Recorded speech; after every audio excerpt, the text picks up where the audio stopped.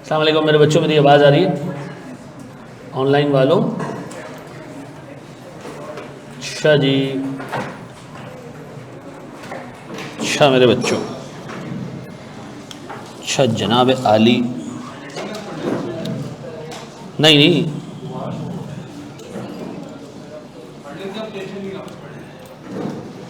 अब वापस पढ़ लोगे, टेंशन नहीं है।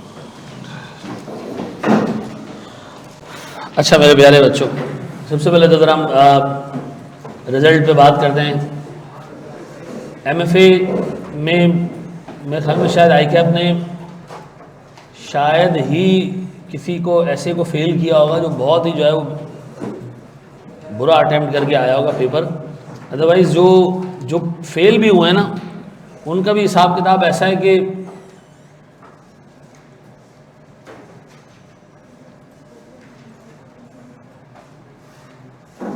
फैज़ान बहुत बहुत मुबारक हो भाई आपको। अच्छा जी, बिस्मिल्लाहिर्रहमानिर्रहीम। देखिए कुछ 53% रिज़ल्ट किसी भी पेपर में, मेरे ख्याल में हार्डली ICAP में आपको हिस्टोरिकली को 2-3 दफ़ा ऐसा नज़र आया होगा कि ये 50% प्लस रिज़ल्ट हो। 50% का मतलब है हर दूसरा बंदा पास है, हर दूसरा बंदा पास है। हम अपना रिज़ल्ट एवेल्यूएट कर रहे थे कुछ टाइम पहले तक, तो हमारा क्यूमुलेटिव 85% के करीब जो है वो जितने लोग अपीयर हुए हैं उसमें से 85% लोग पास हुए। अच्छा, उन बच्चों का कमाल है, ठीक है जी। लेकिन मैं कुछ बातें आपके सामने आज रखना चाह रहा हूँ ताकि ये हमारा जो है ना पाथ क्लियर हो जाए कि हमने किस तरीके से लेके चलना है। मेरा अपना हंच है इतने बड़े रिजल्ट को देख के ना, किसी भी बॉडी में, अकाउंटेंसी बॉडी में ना एक चीज़ ये जहन में आ सकती है कि यार इस पेपर में वो ग्रिप ही नहीं है कि ये तो बहुत आसान पेपर है। तो मैं आपको बताऊं यार, थोड़ा सा जो है वो इस दफ़ा मैं बोलना नहीं चाह रहा, लेकिन तैयारी अच्छे करके जाना, अच्छे से करके जाना, ठीक है जी। क्योंकि 53% का रिजल्ट मेरा नहीं ख्याल है कि रिपीट होगा दोबारा, ठीक है जी। तो ये एक तुम लोगों के लिए जो है ना नेगेटिव पॉइंट है, क्योंकि बीच में कॉस्टिंग का भी एक ऐसे रिजल्ट आ गया था, वो 47%। फिर उन्होंने ये जहाज़ ज़मीन पे उतारा और 34-35% पे एवरेज रिजल्ट को ले आए। खैर MFA में हिसाब किताब ही ऐसा है कि पेपर जो है वो मतलब जितना भी मुश्किल एग्जामिनर बना ले, अगर एक बच्चे ने अच्छे से तैयारी की भी है तरीके से, ठीक है जी, क्योंकि मैं अपनी क्लास में CA फाइनल लेवल के सवाल करा देता हूँ, उसके बाद जितना भी मुश्किल कर ले, ये तो नहीं करेगा कि उसको BFD से आगे निकाल दे, ये तो नहीं कर सकता वो, ठीक है जी। तो पेपर के नंबर निकल आते हैं। फेल होने वालों की एक बहुत बड़ी तादाद, अभी एग्जामिनर कमेंट्स नहीं है, मैं आपको अभी से बता देता हूँ। फेल होने वालों की एक बहुत बड़ी तादाद में ये मामला था कि उन्होंने थ्योरी की क्लासेस ली थी, केसेस सॉल्व नहीं किए थे। ये भी एग्जामिनर कमेंट्स आएंगे, आपको आइडिया हो जाएगा। लोगों की नज़र में थ्योरी का मतलब है बस सुन लो उसको। मैंने आपको कहा भी है कि इस सब्जेक्ट की थ्योरी में आते ही केसेस हैं। 3 केस लास्ट टाइम एग्जामिनर ने टेस्ट किए, पूरे सिलेबस से सिर्फ 3 केस बस। थ्योरी पूरी केसेस थी, एक उसमें पेस्टल का केस था, एक उसमें एथिकल डिसीजन मेकिंग थी, और मेरे ख्याल में तीसरा शायद वैल्यू चेन था, क्या था, नहीं सॉर्ट और पेस्टल पे तो एक आ गया ना, तीसरा पता नहीं किसका था, ये भी कोई ना कोई यहाँ बता देगा हमें, ठीक है जी। तो 3 चीज़ें आमतौर पे थ्योरी में 5 सवाल आते हैं। इस दफ़ा एग्जामिनर ने क्या किया, एक तो थ्योरी पूछी भी कम नंबर की, ठीक है जी। AAA मॉडल तो था यार, यकीन करो मैं आपको बाखुदा बता रहा हूँ, ये मैं गलत हूँ तो ये मुझे करेक्ट कर देना अगर यहाँ को बैठा हुआ है। AAA मॉडल का सवाल जो हमने क्लास में किया था ना, 95% सिमिलर केस स्टडी आई है, ठीक है जी। जो हमने बजटिंग का सवाल क्लास में किया था वो हूबहू छापा हुआ सवाल उसने दिया, कुछ चीज़ें चेंज करके। इसके बाद भी अगर 15% बच्चा भी मेरे पास फेल हो रहा है तो ये कोई इंतहाई फारिग बच्चा था, या मैं भी बेचारों से जो है वो गलतियां हुई। एक बच्चा मुझे सुबह मिला, उसने मुझे कहा कि मैंने थ्योरी के एक सवाल पे 1 घंटा लगा दिया। अब ये एक स्ट्रेटेजिक मिस्टेक है, उसकी तैयारी बहुत अच्छी होगी लेकिन उसने टेक्निकली ये गलती कर दी और हिसाब किताब आउट हो गया। मैं आपसे एक रिक्वेस्ट करूंगा मेरे प्यारे भाई, वो रिक्वेस्ट ये करूंगा कि प्रैक्टिकल साइड को इतना अच्छा कर लो, और थ्योरी साइड पे मैंने तकरीबन 60 के करीब की स्टडीज़ डाली हुई हैं उसके ऊपर, पोर्टल के ऊपर। ये 60 की स्टडीज़ आपने सॉल्व कर ली ना, आप नहीं फेल होते चाहे पेपर जितना भी मुश्किल आ जाए। थ्योरी को आपने सिर्फ ये नहीं करना कि यार लेक्चर देख लिया, इसकी थ्योरी के लेक्चर्स ऐसे हैं कि आपने सुनना है और फिर अप्लाई करना है किस पे, केसेस के ऊपर। अल्लाह के वास्ते उसको ऐसे नहीं छोड़ना। दूसरा बड़ा प्रॉब्लम ये भैया कि जो बजटिंग है ना, बजटिंग एक था सीए फाइनल में, एक था कॉस्टिंग के पेपर में थोड़े टाइम पहले तक, ये एमएफए ना इन दोनों के बीच में, ठीक है जी। अब लोग क्या करते हैं कि उठाते हैं वो सवालात जो कॉस्टिंग में पूछें और वो सवालात उठाते हैं जो फाइनल में पूछें। मैं आपसे रिक्वेस्ट कर रहा हूँ, आप इतने लंबे चौड़े ट्रैप में मत जाइएगा। 50-50 सवाल बजटिंग के नहीं सॉल्व करना। मैं आपको क्लास में को 15 सवाल कराऊंगा, ठीक है जी, और 15 ही मैं आपको दे दूंगा सवाल सॉल्व करने के लिए, बस उसको उतना ही रखना, उससे ज़्यादा टाइम उसके ऊपर नहीं लगाना। एनपीओ याद आ रहा है? ये बजटिंग ना एक एनपीओ की तरह का टॉपिक है। अब एनपीओ पे आप 70 सवाल भी सॉल्व कर लोगे ना, आप ये कहोगे कि यार 71वां सवाल ना ऐसा होगा कि जिसमें मैं शायद 20 सवाल सॉल्व करता तो शायद तब भी इस एनपीओ के सवाल को उतना ही सॉल्व कर पाता जितना आज 70 सवाल सॉल्व करके हिसाब किताब बना रहा हूँ। आपने जम के प्रैक्टिस करनी है वैक की, फॉरेक्स की, वर्किंग कैपिटल की और एनपीवी की। बजटिंग आपने 30-35 सवाल सॉल्व करने बहुत है ये। और फिर इसके बाद आपने सारा टाइम क्या करना है, सिर्फ आपने थ्योरी की केस सॉल्व करना है। थ्योरी की पता है, थ्योरी के लेक्चर हैं कितने पता है? थ्योरी के सारे लेक्चर मिला लो ना 25 घंटे के नहीं है। सारी थ्योरी, पूरी किताब की सारी थ्योरी, प्रैक्टिकल वाली साइड की भी थ्योरी 25 घंटे के नहीं है। मसला ये 20 घंटे का अलग से क्या है इसके अंदर, वो है प्रैक्टिस और वो केस स्टडीज़ हैं। आज मैं आपको फिर बता दूं, जो बच्चे ये 46-47 पे फेल हुए हैं, खुदा के वास्ते सारी केस स्टडीज़ अटैम्प्ट करना। केस स्टडी होगी क्या, एक क्वेश्चन होगा, केस होगा कि जी 3 भाइयों ने मिलकर एक बिज़नेस खोला है। एक भाई की एक्सपर्टीज़ मार्केटिंग में, एक की प्रोडक्शन में, जो प्रोडक्ट हम बना रहे हैं उसकी प्रोडक्शन में एक्सपर्टीज़ है, एक भाई की एडमिन में एक्सपर्टीज़ है। तीनों ने एक डिपार्टमेंट संभाल लिया, तीनों ने काम शुरू कर दिया है, ठीक है जी। हर बंदा अपनी एक्सपर्टीज़ से काम कर रहा है और ये माशाल्लाह जो है वो छक्के मारते हुए आगे जा रहे हैं। वो कहेगा रुक जाओ यहाँ पर, अब बताओ इस बिज़नेस की स्ट्रेंथ क्या है? 2 स्ट्रेंथ्स बताओ, क्या स्ट्रेंथ है? कि जो बंदा एक्सपर्ट है वही वो डिपार्टमेंट मैनेज कर रहा है, ठीक है जी। फिर केस में से आप एक स्ट्रेंथ और निकाल लोगे कि जी कंपनी की एक्सपर्टीज़ हैं इस तरह के प्रोडक्ट प्रोड्यूस करने में जो बाकी के मार्केट वाले प्रोड्यूस नहीं कर पा रहे हैं। यहाँ कंपनी का डिस्ट्रीब्यूशन चैनल बहुत अच्छा है, प्रोडक्ट को दूर दूर तक पहुँचा देते हैं, बाकी लोग इस तरह का डिस्ट्रीब्यूशन डिस्ट्रीब्यूशन चैनल नहीं है उनके पास। फिर वो कहेगा जी बताएं इसकी वीकनेस क्या है? 3 लोग हैं और तीनों जो है ना वो इक्वल शेयर होल्डर्स हैं, तो डिसीजन लेने में बहुत मुश्किल होती होगी। फिर 3 ही लोग हैं, दिमाग 3 लोगों का लगता होगा, तो डिसीजन के अंदर उतनी वेरिएशन इन्फॉर्मेशन नहीं आ सकती बाकी की जो ज़्यादा लोगों के होते हुए होती। एक कंपनी के से मिसाल के तौर पर एजीएम में 200 शेयर होल्डर भी बैठ जाएं तो यार वो अगर डिसीजन लेंगे, डायरेक्टर्स हैं 7-8-10 डायरेक्टर्स हैं, वो अगर डिसीजन लेंगे तो उनका डिसीजन क्या होगा, बहुत इन्फॉर्म्ड होगा। 3 लोग हैं और तीनों की एक्सपर्टीज सिर्फ अपने अपने डिपार्टमेंट में, कोई नया काम भी नहीं कर सकते। इस तरह की केसेस होंगे। फिर वो आपसे कहेगा जी बताएं मार्केट में आपको कोई अपॉर्चुनिटी नज़र आ रही है, बताएं मार्केट में किसी से डर लग रहा है। तो ये क्या केस स्टडी, ये जो थ्योरी है याद करने वाली है? नहीं सर, आपको तो केस टू केस, जितने ज़्यादा केसेस सॉल्व करेंगे आपका हाथ साफ होगा। लोगों को अनफॉर्चुनेटली ये समझ नहीं आता। लोगों की नज़र में थ्योरी का मतलब है रट्टा मारना, मुश्किल हो जाएगी बात, ठीक है जी। अच्छा आप यकीन करें, लास्ट अटेम्प्ट का फॉरेक्स का सवाल उठाओ,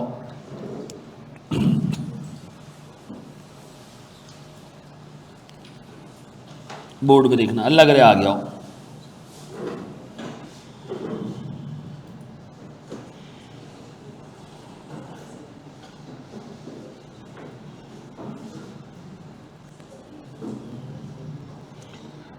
आप एक चीज़ बोर्ड पे देखिएगा दोस्त,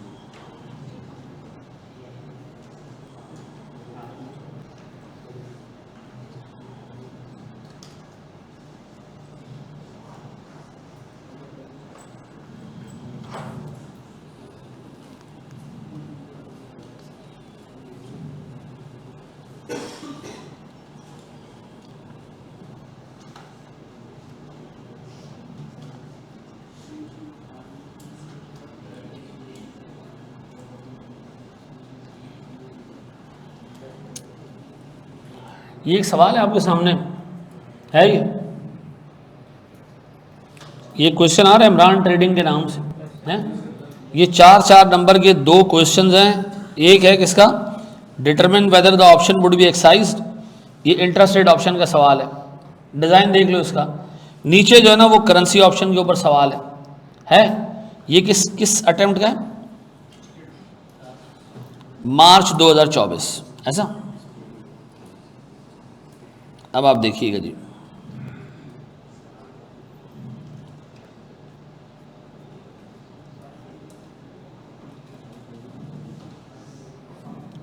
चेक करिए जी, वही करेंसी ऑप्शंस हैं, नीचे वाला और ऊपर वाला वही इंटरेस्ट रेट ऑप्शन। लेकिन इस दफा सवाल कितने नंबर के, आप यकीन करें यार, एमएफए के ही पास पेपर से सवाल डाल दिया उसने। मुझे लगता है कि इनके पास सवाल बनाने वाला भी कोई नहीं है। 2 अटेम्प्ट पहले सवाल पूछे, दोबारा पूछ लिए, आइडेंटिकल क्वेश्चंस, नंबर थोड़े बहुत चेंज किए, वैसे ही सवाल पूछ लिए। और आप इसके बाद भी रिजल्ट देख लें यार, अगर कोई बंदा फेल हुआ है ना यार, फिर मैं आपको बताऊं, आपको सीरियस कमिटमेंट की ज़रूरत है। पूरी ईमानदारी से आपने अभी पढ़ाई करनी है। और मैं आपसे फिर एक इल्तिजा कर रहा हूँ, वैक, working capital, investment appraisal, forex, in 4 chapters को आपने ऐसा करके जाना है, इसमें तकरीबन 40-45 नंबर निकलेंगे। और एक आपका बजटिंग का चैप्टर है, उसको रीजनेबल हद तक कवर करना है। आपने यहाँ से ही जो है वो तकरीबन 55 नंबर की जो है वो चीज़ें निकाल लेनी है। इसमें से आपके 40 भी आ गए, 35 भी आ गए, मैं कह रहा हूँ, बाकी 40 में से आपने सिर्फ 15 नंबर निकालने हैं। और 5-6 नंबर के तो उसमें एमसीक्यूज होंगे सीधे सीधे। अल्लाह के वास्ते थ्योरी में केस स्टडीज़ करनी है और यहाँ पर बाकी की प्रैक्टिकल चीज़ें अच्छे से करके जाना है, पक्का। अच्छा जी, क्या पुरानी बुक यूज़ कर सकते हैं? भाई मैं किसी को कुछ नहीं बोल सकता कि पुरानी यूज़ करो या नहीं, लेकिन पुरानी किताब में बहुत फजूलियात थी जो मैंने इस दफ़ा इस किताब से निकाल दी हैं, और थ्योरी को मैंने बहुत बड़े पैमाने पे चेंज किया है। स्क्रीन नहीं आ रही है यहाँ पे, क्लियर नहीं है, अब क्लियर है? ऐसे छोटी हो रही है, इसका मसला है?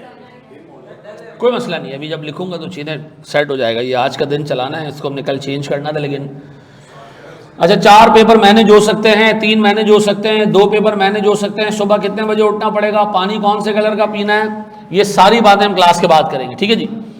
इस वक्त जो है वो हम सिर्फ बात करेंगे किसकी, फॉरेक्स की, ठीक है जी। तो अपने पास हेडिंग डालोगे किसकी जी,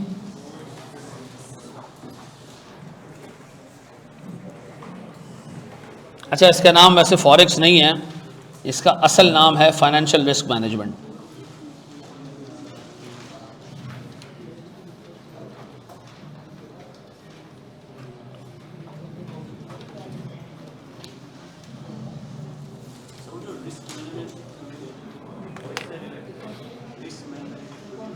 रिस्क मैनेजमेंट के 2 चैप्टर्स हैं हमारे कोर्स में, एक ये एक दूसरा है। MFA 45 अवेलेबल इस टाइम, दोबारा बैच में एडमिशन है, प्रीमियम और लेक्चर्स यूज़ कर लो। नहीं क्लास से लेना है क्लास से ले लो, प्रीमियम से लेना है प्रीमियम से ले लो, कोई टेंशन नहीं है। 2 चैप्टर्स हम कवर कर चुके हैं उसामा, कोई मसला नहीं बेटा, दोबारा से मेहनत करनी है। अब बोर्ड पे देखना मेरे प्यारे बच्चों,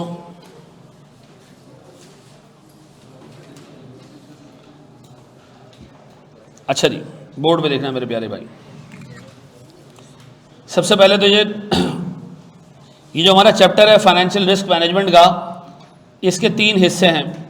इसके 3 हिस्से हैं मेरे बच्चों। एक हिस्सा हमारे पास है फॉरेन करेंसी रिस्क मैनेजमेंट, ठीक है जी। एक हिस्सा है हमारे पास कमोडिटी रिस्क मैनेजमेंट, और एक हिस्सा है हमारे पास sir interest rate risk management.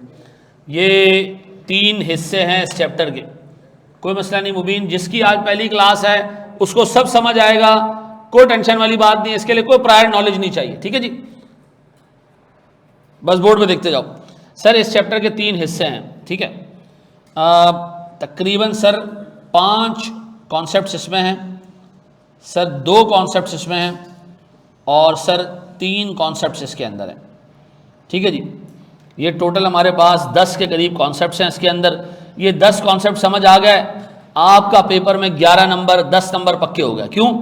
Forex से हर दफा 10 नंबर का एक सवाल आता है, ठीक है जी। बीच में 12-12 नंबर के सवाल भी आए हुए हैं, बीच में 7 नंबर का सवाल भी आया हुआ है, तो ऑन एवरेज आप कह लें 10 नंबर इससे आते हैं, ठीक है जी। ये कॉपी कर रहे हो ना साथ साथ में? अच्छा जी, बोर्ड पे देखिएगा दोस्त। हम सबसे पहले सर कवर करने जा रहे हैं किसको? फॉरेक्स को। फॉरेक्स का मतलब फॉरेन एक्सचेंज रिस्क मैनेजमेंट, ठीक है जी। फॉरेक्स रिस्क मैनेजमेंट, बोर्ड पे देखना प्लीज, बोर्ड पे देखना, सारी चीजें छोड़ दो, यहां फोकस करो, बोर्ड पे देखो दोस्त। मुझे एक बात बताएं सर,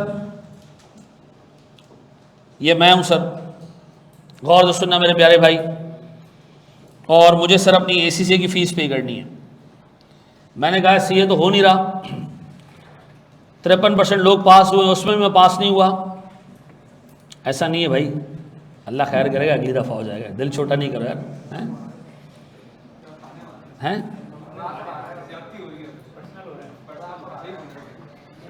अच्छा, जो फेल हो के बैठा है वो छोटा का ही मैं मेरा भाई देखो, मैं टीचर हूँ, ठीक है, मैं तुम्हारे साथ सार्कास्टिकली बहुत सारी चीज़ें तुम्हें बोलूँगा भी, मेरे चर्सी बोलने से आप चर्सी नहीं हो जाओगे। जैसे उसको मजाक में उड़ा देते हो, ऐसे इस बात को भी मजाक में उड़ा देना, ठीक है जी। आप होमवर्क देंगे तो वो भी मैं मजाक में उड़ा दूंगा। अच्छा यहाँ देखो दोस्त, बोर्ड में देख भाई, यहाँ देख ले। अच्छा, मुझे ना एसी की फीस पे करनी है तकरीबन से 500 यूएस डॉलर्स। वैसे ये फीस जीबीपी में होती है, यूएस डॉलर्स का मतलब है ये फॉरेन करेंसी है। आपने एज्यूम करना फॉरेन करेंसी की मिसाल आलू टमाटर की है। जैसे आलू टमाटर खरीदने जाते हो, ऐसे फॉरेन करेंसी भी खरीदने जाएंगे हम। हमारे पास फॉरेन करेंसी होती नहीं है, हमें मार्केट से क्या करना पड़ती है? खरीदनी पड़ती है। तो बताओ, मुझे पेमेंट करनी है तो मुझे फॉरेन करेंसी खरीदनी है या बेचनी है? खरीदनी है, ताकि मैं क्या कर सकूं? एसीसीए की पेमेंट कर सकूं। डन। अच्छा, मैं आता हूं जी फॉरेन करेंसी खरीदने के लिए डीलर के पास। किसके पास? एक डीलर है। डीलर वो बंदा है जो फॉरेन करेंसी खरीदता और बेचता है। उसके लिए फॉरेन करेंसी क्या है? इन्वेंट्री है, कमोडिटी है। ऐसा गौर सुनना। इसके पास में आया, मैंने कहा सर मुझे चाचा जी $500 चाहिए। क्या चल रहा है डॉलर का रेट? चाचा ने कहा डॉलर चल रहा है 285 288। मैंने कहा अच्छा 285 288। एक काम करो, 285 वाले निकाल दो 500। क्या करो? 285 वाले कितने निकाल दो? तो चाचा ने कहा क्या मतलब? मैंने कहा भाई दो रेट है ना, इसमें शायद कड़क नोट होंगे, इसमें शायद नरम नोट होंगे। तो एक काम करो, मुझे ये 285 वाला दे दो। भाई मैंने तो आगे दे देने, ये डॉलर अपने पास थोड़ी रखने हैं, तो मुझे 285। उसने कहा ऐसे नहीं होता बेटा, ऐसा नहीं है, ये है बाइंग रेट। कौन सा रेट है? और ये कौन सा है? तो मैंने कहा हाँ हाँ, तो मैं बाय कर रहा हूं ना, तो मैं बाय कर रहा हूं, तो मुझे दे दो 285। उसने कहा नहीं नहीं नहीं, ये मेरे हिसाब से डिफाइंड है। किसके हिसाब से? डीलर के हिसाब से। अब बताओ सर, मैंने डॉलर खरीदना है तो डीलर क्या करेगा?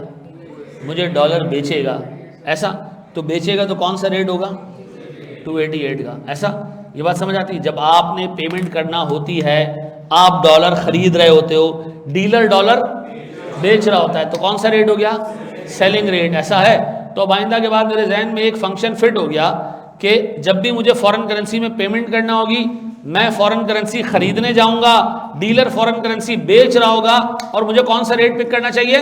Selling rate. तो मेरे जहन में और एक शॉर्टकट फिट हो गया कि जब भी फॉरेन करेंसी में पेमेंट करनी है, हमें सेलिंग रेट से पेमेंट करनी है। अब बताओ मैं कितने रुपए इस डीलर को दूं ताकि ये मुझे $500 दे और ये $500 में फीस में पे कर दूं? कितने जी? 500 इंटू 288 कितना? 144,000। ये क्या करूंगा मेरे बच्चों में? 144,000 में डीलर को दूंगा और उससे क्या ले लूंगा? $500 ले लूंगा। ऐसा, और $500 का मैं करूंगा क्या? एसीसी की फीस पे कर दूंगा। तो मुझे ये चीज समझ आ गई कि मुझे जब भी फॉरेन करेंसी में पेमेंट करना है तो मैं डॉलर खरीदूंगा और डीलर डॉलर क्या करेगा? बेचेगा। बेचेगा तो कौन सा रेट? Selling rate. ऐसा है? ये बात समझ आती है? अच्छा जी, एक स्टेप और आगे बढ़ते हैं। ये साथ साथ कॉपी करते जाओ, शाबाश। हैं? क्योंकि डीलर के बाहर बोर्ड पे लगा होता है बेटा बाइंग और सेलिंग रेट। ऐसा नहीं करता बाइंग रेट छुपा के रखे, हाँ तुम्हें खरीदना है या बेचना है, और फिर उसके बाद वो रेट निकाले, नहीं, दोनों रेट सामने लिखे होते हैं। हाँ हाँ हाँ हाँ, करेंसी एक्सचेंज करने का मतलब है फॉरेन करेंसी खरीदना ना।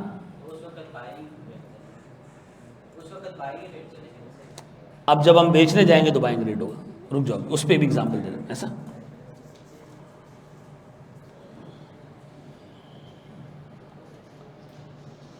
दोनों में अपलोड कर दूंगा बेटा मैं।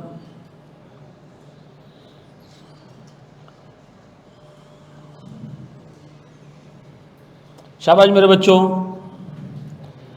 अब एक बात बताओ, ये डीलर सही काम कर रहा है? हाँ ना, डीलर मुनाफा ऐसे ही कमाएगा ना कि वो महंगा डॉलर आपको बेचेगा और आपसे खरीदेगा सस्ता। ऐसा खैर इतना जोर नहीं डालो अभी जहन पे, रुक जाओ, बड़े हम आगे दोस्त।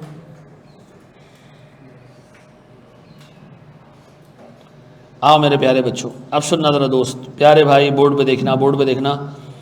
सर अब मुझे एक बात बताएं, ये मैं हूँ, ठीक है जी,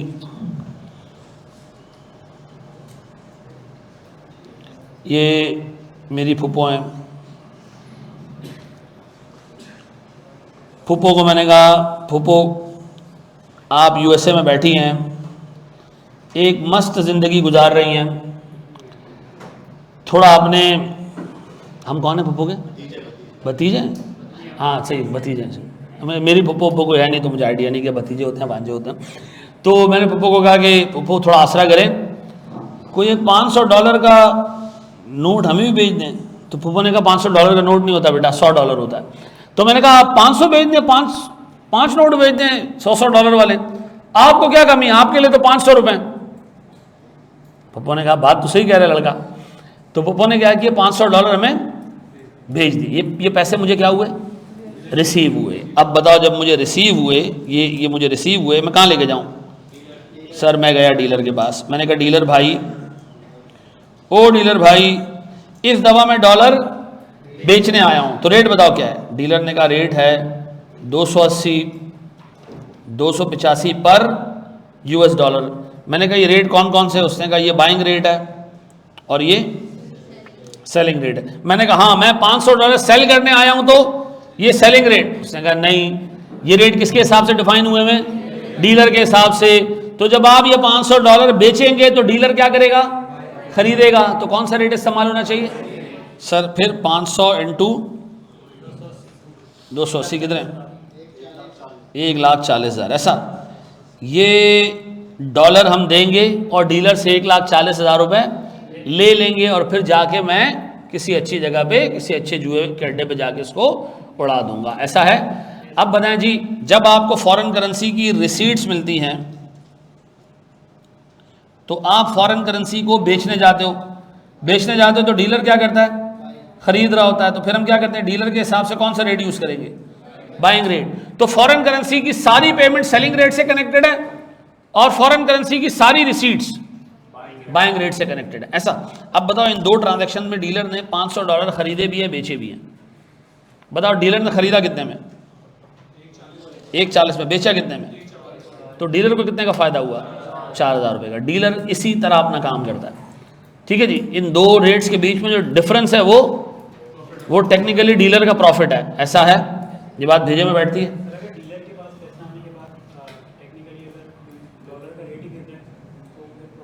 अच्छा ये ना टमाटर वाले पे भी अप्लाई होता है कि उसने टमाटर खरीदे और बाद में रेट क्या हो गया? गिर गए। जो बंदा बिजनेस करता है मेरा बच्चा, ये रिस्क लेके ज़रूर बैठता है। ठीक है। इसका बिजनेस ही क्या है? डीलर का डॉलर खरीदना, डॉलर बेचना। ठीक है जी। तो डॉलर अगर बढ़ गया फायदा उसको, डॉलर अगर गिर गया नुकसान उसको। ठीक है जी। अब मुझे एक बात बताएं, मैं फिर रिपीट कर दूं, डीलर के लिए डॉलर्स क्या है? इन्वेंट्री टाइप की चीज़ें। ठीक है जी। जी ये रेट डिसाइड कौन करता है? Demand supply. अच्छा ये क्या जितने भी डीलर आपको ये आयुष चौधरी के रोड पे नजर आए, यहां नजर आए, सबके रेट सेम होंगे? नहीं। आज एक डीलर के पास डॉलर बहुत आ गया है, वो मजीद नहीं लेना चाह रहा, नहीं खरीदना चाह रहा, तो वो रेट क्या कर देगा? कम कर देगा। आपको बेचने आएगा तो उसको बहुत कम पैसे देगा। और एक डीलर है जिसको डॉलर चाहिए अभी, वो क्या करेगा? थोड़े ज़्यादा रेट पे भी ख़रीद लेगा, ठीक है जी। लेकिन लगभग इन सारे डीलर्स के रेट के बीच में इतना बड़ा डिफरेंस नहीं होता, ठीक है जी। ये लोग जो है ना वो रेट तय करने वाले हैं, फिर इसी से जो है वो बैंक्स आपस में डीलिंग करते हैं। अच्छा, बैंक भी एक डीलर है, ठीक है जी। फिर क्यूमुलेटिव एक रेट निकलता है, एवरेज रेट, कि मुल्क में आज डॉलर के रेट ये रहे। वो रेट कौन सा रेट होता है?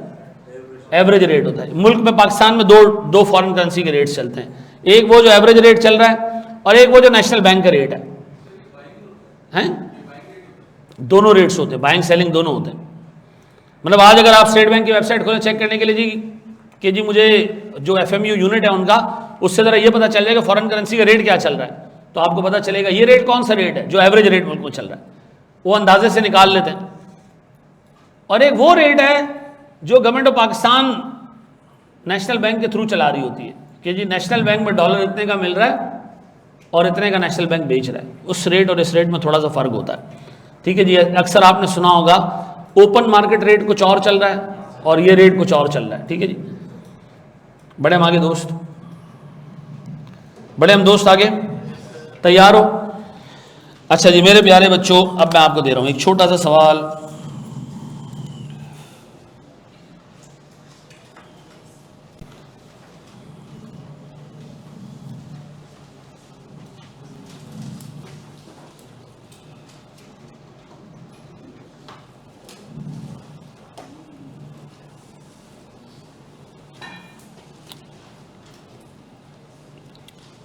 बस ये दिमाग में रखना, ये चैप्टर 10 नंबर का है, 10 नंबर के लिए आप खेल रहे हो। शुरू में चैप्टर बहुत आसान लगता है, फिर ये आपको ज़रा सा एंजॉय कराता है। सर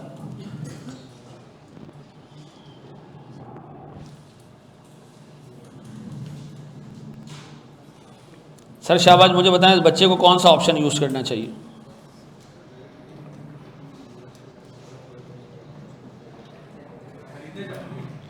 ACCA की फ़ी पे करनी है इसको, ACCA खुद नहीं है ये, ठीक है जी।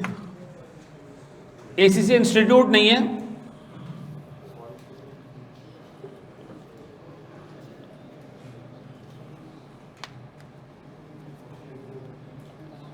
चलो जी ऑप्शन 2।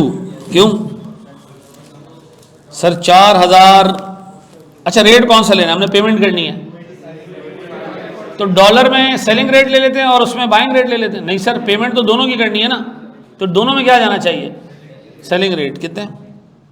4000 इंटू 285 और 2700 इंटू क्या आ रहा है?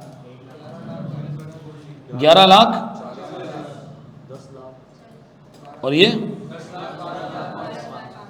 10,12,500। तो सर शुरू से हम माशाल्लाह ग़ुलाम रहे हैं ग्रेट ब्रिटेन के, यहाँ भी हमें इसी को प्रेफर करना चाहिए। ऐसा है, ऐसा है मेरे बच्चों? अच्छा एक बात बताओ, इन दोनों में डिफरेंस निकालने की ज़रूरत तो नहीं है ना? डिसाइड क्या करना है हमने? तो ज़्यादा बड़ी अमाउंट अच्छी होनी चाहिए, छोटी अमाउंट अच्छी है? पेमेंट करना है ना भाई, जितना कम हो उतना बेहतर है। ऐसा आगे बढ़े हम दोस्त। स्पॉट रेट का मतलब होता है वो रेट जिस पे आपको अभी डॉलर मिल जाएंगे, ये स्पॉट रेट है। अभी आगे हम एक चीज़ पढ़ेंगे कि हमें डॉलर आज नहीं चाहिए, हफ्ते बाद चाहिए, 2 हफ्ते बाद चाहिए, महीने बाद चाहिए, तो उस रेट को हम क्या कहेंगे? Forward rate. क्या कहेंगे? स्पॉट का मतलब क्या है? अभी अभी डॉलर आपको इस रेट पे मिल जाएगा, अभी अभी GBP आपको इस रेट पे मिल जाएगा। ऐसा पक्का जी?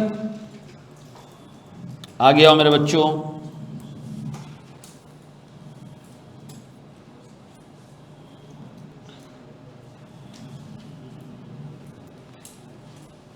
ये नन्हे नन्हे सवाल हैं, ज़रा सॉल्व करके खुश हो जाएं।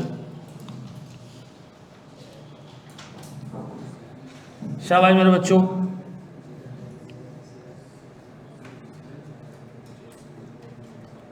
Very good. फैजान ने बहुत ज़बरदस्त सवाल पूछा। इसमें हमें कैसे पता चलेगा कि बाइंग रेट कौन सा है और सेलिंग रेट कौन सा है? ये ज़रा देख लो, ये एक अच्छा सवाल है, इस पर ज़रा पहले बात कर लेते हैं। मुझे बताएं, गौर से सुनो, लॉजिकली बात करते हैं। इस रेट पे हमारा डीलर क्या करता है? बाय करता है, इस रेट पे क्या करता है? यार मुझे बताओ, डीलर अगर प्रॉफिट कमाने बैठा है तो वो सस्ता खरीदेगा, और तो बाइंग रेट हमेशा क्या होगा? छोटा रेट होगा, ऐसा। और सेलिंग रेट क्या होगा? बड़ा रेट होगा, ऐसा। मैं एग्जामिनर हूं ना, मैं कसम से इसको ऐसे प्रेजेंट करूं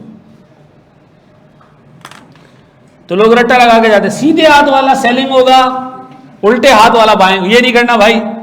बाइंग रेट होता है वो रेट जिस पे डीलर खरीदेगा, तो डीलर तो हमेशा क्या करेगा? डॉलर सस्ता खरीदेगा और महंगा बेचेगा, ऐसा। तो सेलिंग रेट हमेशा क्या होगा? ज्यादा होगा, ऐसा है। ये बात समझ आती? फिर पूछ रहा हूं, फॉरेन करेंसी में पेमेंट करनी है, कौन सा रेट इस्तेमाल करना है?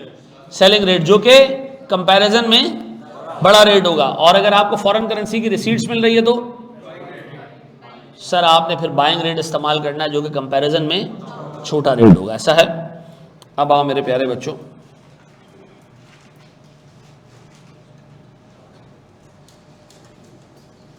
करो उसको, शाबाश।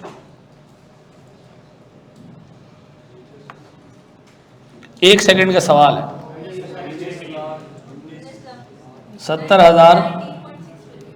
मुझे बताओ, ये फॉरेन करेंसी हमारे पास रिसीव हो रही है, रिसीव होने के बाद हम क्या करेंगे? डीलर को जाके देंगे, बेचेंगे। तो हम बेचेंगे तो डीलर क्या करेगा? खरीदेगा। डीलर खरीदेगा तो सस्ते दामों खरीदेगा हमसे। कितना?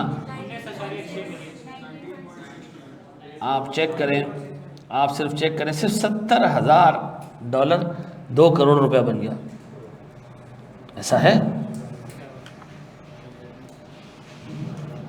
फिर सही करते हैं ना हमारे हुक्मरान, जो अमेरिका के जो है वो जूते चाटते हैं, है नहीं? $70,000 बस 2 करोड़ है, ऐसा है या नहीं है? ऐसा नहीं है? ऐसे ही है बेटा।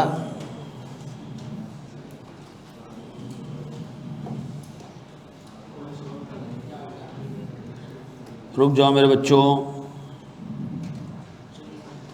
बढ़े हम आगे, बढ़ जाए।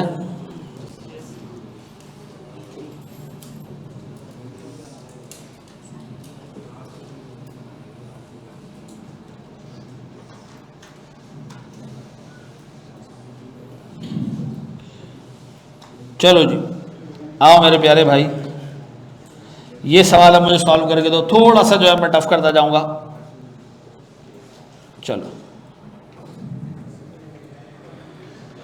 अच्छा एक बात बताओ, ये 19.6 है, ये है क्या? रुपीज है क्या? ये पी के आर। 70,000 क्या थे? डॉलर से। ऐसे ही थे 70,000 के आगे हम ऐसे लिख सकते हैं, USD, ऐसा। और इसको फिर हम मल्टीप्लाई करें किससे? रुपीज ओवर USD के रेट से।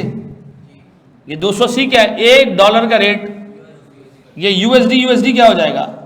कैंसल आउट हो जाएगा, और जवाब किस में बच जाएगा? रुपीज में बच जाएगा। आप ऐसे भी इसको सोच सकते हो, ऐसा है। अभी आओ जरा, BFD में आपको एक कोट उलट मिलेगा, ठीक है ना? वो अभी मैं हमारे कोर्स में, अल्लाह का शुक्र है, इनडायरेक्ट कोड नहीं है, ठीक है जी। नहीं आप एक दुकान पर जाओ, आप कहो जी एक अंडा कितने का है, वो कहे 10 रुपये का। उल्टा सवाल आप उससे पूछो कि $1 कितने का है, वो कहे जी 280 रुपये का। आप कहो जी 1 रुपये में कितने डॉलर आ जाएंगे? 1 रुपये में कितने डॉलर आ जाएंगे? तो आप 0.00। इसको कहते हैं उल्टा कोट। क्या कहते हैं? नेगेटिव। ये हमारे कोर्स का पार्ट। इस वक्त फाइनल में 80% क्वेश्चन आते उल्टे कोट से, ठीक है जी। वहाँ सोचना अजाब बन जाता है लोगों के लिए, ठीक है जी। तो ये अभी आसान चीज़ें पढ़ो मेरा बच्चा, शाबाश। और लाओ 53% रिजल्ट हैं, शाबाश। BFD में आ जाते हैं 20-22% रिजल्ट, वो भी बहुत अच्छी अटेम्प्ट हो। अजी प्रॉफिट या लॉस? 55,000 का लॉस। अच्छा कैसे? आपने जब इन्वेंट्री परचेज की होगी तो आपने फॉरेन करेंसी में $20,000 पे करने होंगे, ऐसा। तो मुझे बताओ हमने डॉलर कितनी पेमेंट कितनी है? $20,000। डॉलर के रेट पेमेंट तो सेलिंग रेट कितना जी? कितना मेरे बच्चों? पक्का जी? फिर जी मेरे पास रिसीट्स, हमने ये इन्वेंट्री बेच दी कितने में? 15,000 GBP। फिर ये बेचने जाओगे तो तुम्हें GBP मिलेंगे तो तुम डीलर को लाके दोगे, डीलर आपसे खरीदेगा। Foreign currency receipts, buying rate, foreign currency payments. अब बताओ ये रिसीट्स है 15,000 की, किससे मल्टीप्लाई करूं? 56 लाख। तो ऐसा बिजनेस करने पे आपके लानत, जिसमें आपको इतनी लंबी कहानियां कर रहे हो, एक से खरीद रहे हो अमेरिकनों से और उसको बेच रहे हो, ऐसा बड़े हम आगे दोस्त। अच्छा, अब मैं आपको थोड़ा सा ना लॉजिकल क्वेश्चन दे रहा हूं और आई होप आपका दिमाग चलेगा। हर सवाल में मैं एक ना एक चीज़ ऐड करता जाऊंगा, ठीक है? बड़े आगे। ये कितने लोगों ने सही से सॉल्व कर लिया था? तो ये भी अगर नहीं हो रहा तो अच्छा, वैसे ही पूछ रहा हूँ, कितनों से नहीं हुआ है सॉल्व? ऑनलाइन वालों हो गया था। चलो जी आगे बढ़ो। सुनो जी, गौर से सुनो, सारी चीजें छोड़ दो, बोर्ड पे देखो। आज के दिन मुझे असलम को $700 देने हैं, यानी कि पेमेंट करना है, और नाइला से $200 लेने हैं। ये दो अलग अलग ट्रांजैक्शन है, अलग अलग लोग हैं। बताओ सर, मेरे पास स्पॉट पे डॉलर अवेलेबल है 280, 285। मुझे बताओ मुझे कितना पैसा रिसीव या पे करना है लोकल करेंसी के हिसाब से? बेहतरीन जा रहे हैं आप जनाब। एक पेमेंट कितनी करनी है हमने? 199,500 रिसीव, 78।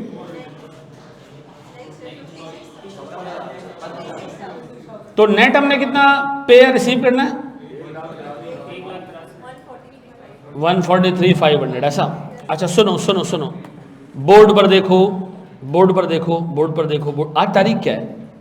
आज है मिसाल के तौर पर 1 जनवरी 2029 से 24। ऐसे ही बोर्ड पे देखना। एक बात बताओ, असलम भाई को पैसे देने कितने देने? 700। इसके लिए रेट कौन सा पिक करेंगे हम? कितना? 199,500। ये असलम भाई को हमने पे करने, हम गए आराम से, डीलर को हमने सिर्फ 1,99,500 दिए और उससे $700 ले लिए, और ये किसको दे दिए? खत्म हो गई बात। फिर हम क्या करेंगे? नायला बाजी को। अब हम गए डीलर के पास, हमने कहा डीलर भाई, नायला बाजी ने कुछ पैसे भेजे हैं, कितने? $200, तो ये हम आपको देने आए हैं, तो बताएं कितने में खरीदेंगे आप? तो डीलर ने क्या करना है? 280 क्या आ रहा है? 56,000। ऐसा? अब बताएं नेट पेमेंट कितनी है हमारी? 143। आपको यकीन करें, डीलर ने पकड़ के ऐसा कुत्ते की तरह धोना है कि तूने किससे पढ़ा ये फाइनेंशियल मैनेजमेंट है? डीलर तो तुम्हें बताएगा कि तुम्हें आराम से पढ़ना चाहिए।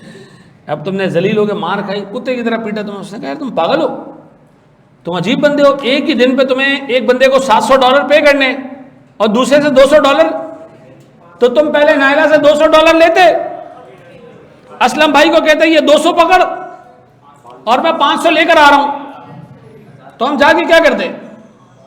मार्केट से $500 लेकर आते। कितने में?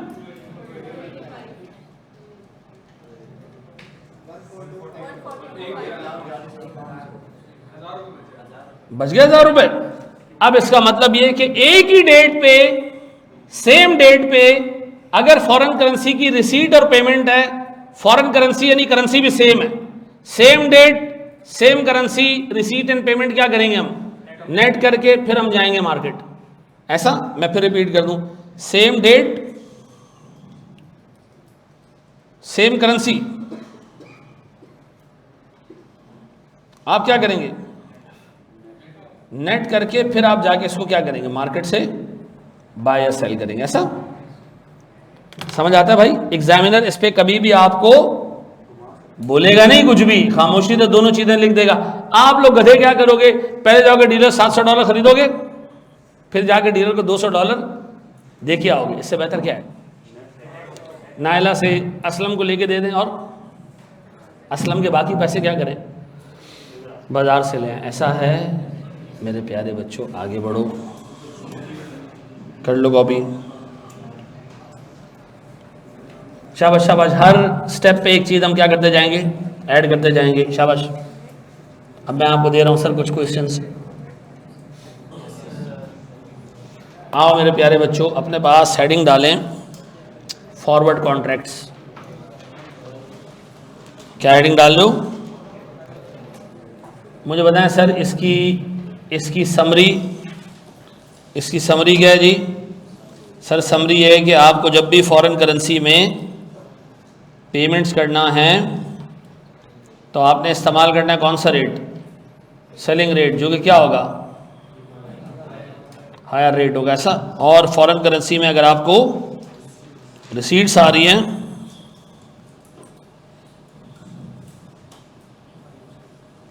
तो आपने क्या करना है, बाइंग रेट इस्तेमाल करना है, और इस बाइंग रेट में क्या होगा, ये लोअर रेट होगा। ऐसा है पक्का जी? मेरे पास आपने हेडिंग डाल दी किसकी, फॉरवर्ड कॉन्ट्रैक्ट। फॉरवर्ड कॉन्ट्रैक्ट का मतलब क्या है, मैं एक्सप्लेन करता हूं सर, बोर्ड पे देखिएगा।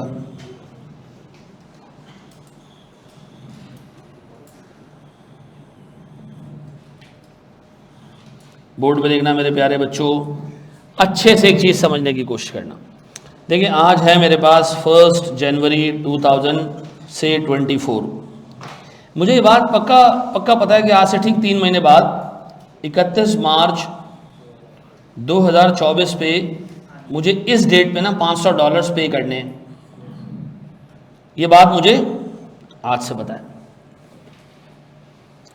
आज डॉलर का रेट चल रहा है 290, 294। मुझे लग रहा है यार मार्च तक पहुंचते पहुंचते तो 300 क्रॉस कर जाएगा, मुश्किल हो जाएगी यार।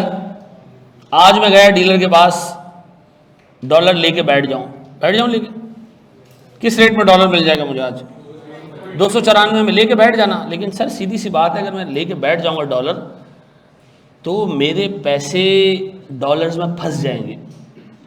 ये पैसा अगर मेरे पास खुला पड़ा होता तो मैं क्या करता इस पर, सर किसी जगह बैंक में लगा देता, कोई सूद कमा लेता, कोई बिजनेस में लगा लेता।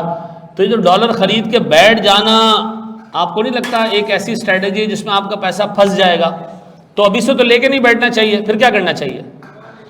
हम गए डीलर के पास, हमने कहा डीलर एक कॉन्ट्रैक्ट करो यार मेरे साथ, मैं बड़ा परेशान हूं।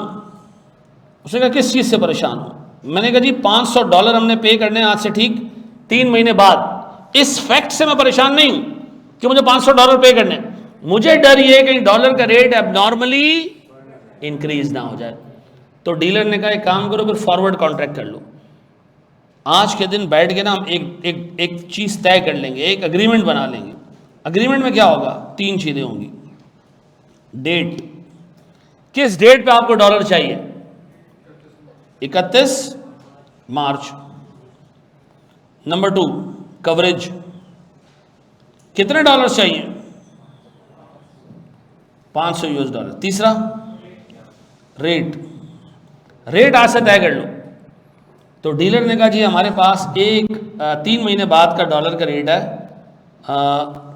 299, 302 या 303। हाँ जी, क्या करें जी, डीलर से रेट तय कर लें आज के दिन 3 चीज़ें तय होंगी। डॉलर कब चाहिए, कितने चाहिए और किस रेट पे चाहिए। बताओ कौन सा रेट हमारे लिए रेलेवेंट है? अब बताओ, हमने आज के दिन एक फैसला कर लिया, हमने डीलर को कह दिया कि आज से ठीक 3 महीने बाद मैं आपसे $500 लूंगा। किस रेट में? 303 में। ऐसा सर हम यहां पहुंचे, गौर से सुनना, किस तारीख को पहुंचे?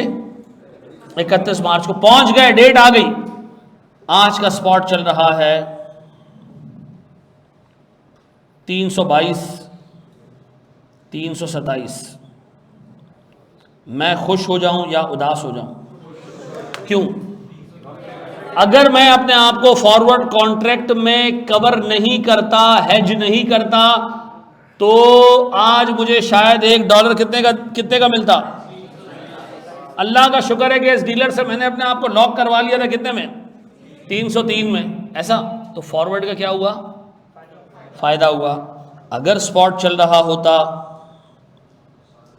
280, 282, अब सर मैं अगर अपने आप को फॉरवर्ड में कवर ना करता तो मैं फायदे में रहता। तो बताओ फॉरवर्ड फायदेमंद है या नुकसानदेह? भाई फॉरवर्ड जो है ना आपके लिए फायदेमंद या नुकसानदेह, इस तरह हम नहीं देखते हैं। हम ये देखते हैं कि फॉरवर्ड की वजह से आज से मुझे पता चल गया कि मुझे 3 महीने बाद कितने पैसे देने हैं। अनसर्टेनिटी क्या हो गई? खत्म हो गई। अनसर्टेनिटी क्या हो गई? खत्म हो गई। मुझे आज ही पता चल गया कि कितने पैसे देने। तो फॉरवर्ड किस लिए इस्तेमाल होता है? फायदे के लिए नहीं सर। फॉरवर्ड किसके लिए इस्तेमाल होता है? क्लैरिटी लाने के लिए, सर्टेनिटी लाने के लिए। ऐसा तो मुझे एक बात बताएं, क्या फॉरवर्ड करने से हमेशा फायदा होता है, नुकसान होता है? फायदा भी हो सकता है, नुकसान भी हो सकता है, लेकिन हाँ आपको डे 1 से पता चल जाएगा कि आपको 3 महीने बाद कितने पैसे देने हैं, नो मैटर मार्केट बढ़े या कम हो। ऐसा है। अब बताओ मेरे प्यारे बच्चों, मैं इफेक्टिवली इस तारीख को कितना पैसा पे करूंगा? 500 इंटू 303 कितना बेटा? 151500, यानी 1,51,500। ऐसा। अब एक बात बताओ, पेमेंट क्या होती अगर रेट ये हो जाता, मतलब फॉरवर्ड कवर होता और मार्केट इतने पे चली जाती? तो ना यही होती भाई, पेमेंट यही होती। फॉरवर्ड कवर करने के बाद डॉलर का रेट कुछ भी हो जाए, आपने 1,51,000 देने, लेकिन सर अगर रेट ही हो जाते तो सर तब भी हमने 1,51 ही देना है। अब बताओ फॉरवर्ड में फायदा क्या? ट्रांजैक्शन से आपको आज ही पता चल जाता है मुझे कितना पैसा देना और लेना है। ऐसा तो फॉरवर्ड कॉन्ट्रैक्ट किस काम आता है? एडवर्स मोमेंट्स जो फ्यूचर में हो सकते हैं उससे अपने आप को प्रोटेक्ट करने के। आज से ही आपको पता चल जाता है आपने इवेंचुअली कितना पैसा पे करना है। मे बी अगर आप फॉरवर्ड कवर ना लेते तो शायद आपको ज्यादा पैसा पे करना पड़ता। मे बी फॉरवर्ड कवर अगर आप ना लेते तो आपको कम पैसा पे करना पड़ता। ये बाद में जाके पता चलेगा। बट आज के दिन अगर आप ये चाहते हो कि आप सुकून से घर जाके सो, आपको पता हो कि जी आपने कितना पैसा पे करना है, तो फॉरवर्ड कवर आपके लिए एक बेहतरीन इंस्ट्रूमेंट है। ऐसा है। ये कॉपी करें सर, शाबाश।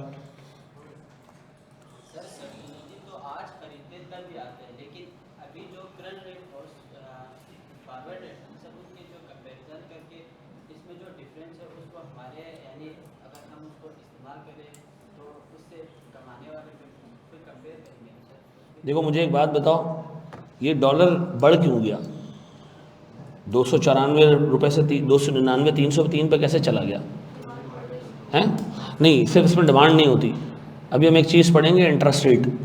जिस करेंसी का इंटरेस्ट रेट कम होता है वो फ़ायदे में रहती है, जिसका ज़्यादा होता है उसकी करेंसी ओवर द पीरियड क्या होता है? शुरू हो जाती है, वीक होना शुरू हो जाती है। थोड़ा सा आगे हम बताएंगे, ये डिटेल में हम देखेंगे कि स्पॉट रेट और फॉरवर्ड रेट में डिफरेंस के कितने टाइप के रीजंस हैं। ठीक है जी। हाँ, ऑब्वियस सी बात है, हमने सुकून खरीदने के लिए कितना पैसा ज़्यादा दिया? हाँ जी, 9 रुपये पर डॉलर हमने ज़्यादा दिया, लेकिन 9 रुपये पर डॉलर ज़्यादा देने का हमें एक फ़ायदा क्या हुआ?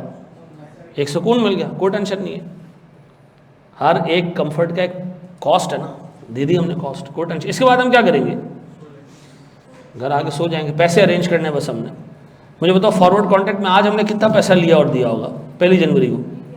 कुछ नहीं, सिर्फ आसरे और महासरे और कुछ नहीं। अगर इसमें गेन हुआ अकाउंटिंग में अब नॉर्मल, नहीं भाई, नहीं है, कोई गेन वेन नहीं है।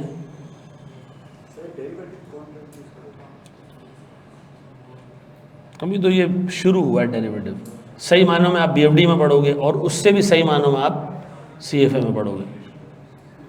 ठीक है जी। क्या चीज़? स्पेक्यूलेशन बिजनेस का ये भी इंट्रोडक्शन है खाली, तो डिटेल में हम घुसेंगे, रुक जाओ।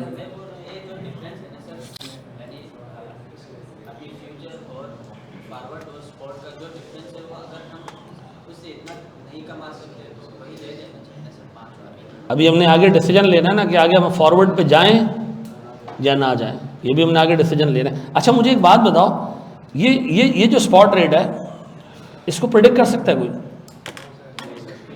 नहीं कर सकता, कुछ भी हो सकता है, कुछ भी हो सकता है।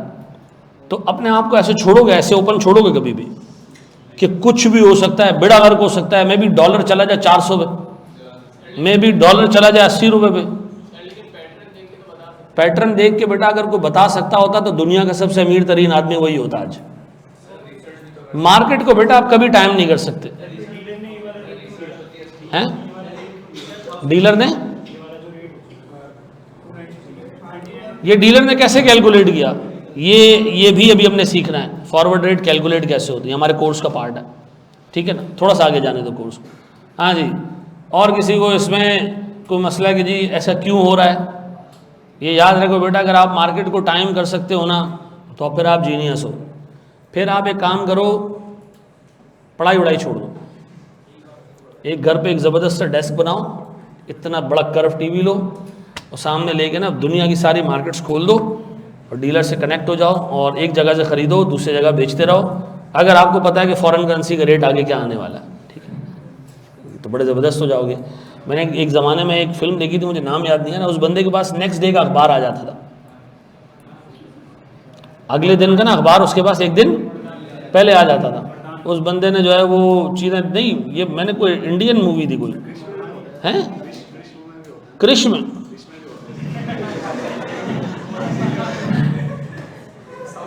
हैं तो खैर सीज़न नहीं है, ताज़ा खबर। अच्छा मुझे याद नहीं आ रहा, नहीं मैंने बहुत पहले देखा है यार, कोई नहीं भी नहीं, कोई 17-18 साल पहले। वो सोनी टीवी पे एक वो फिल्म आती थी सूर्यवंशी, और उसके साथ ये वाला ड्रामा चल रहा होता था। देखिए ना अमिताभ की फिल्म, कोई 313 दफ़ा तो मैंने देखी हो।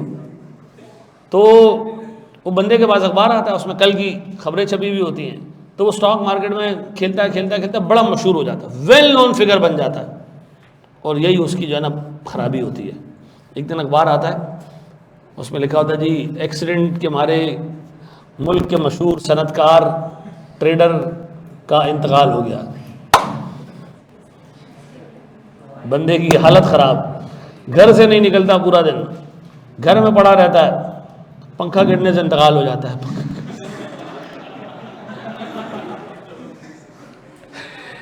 ऐसा ना, अल्लाह की नेमतों में से एक नेमत क्या है पता है आपको? आपकी मौत का वक्त नहीं पता, ठीक है ना। नहीं तो आप उससे 10 साल पहले मर जाए, ये सोच के कि अब 10 ही रह गए बस है।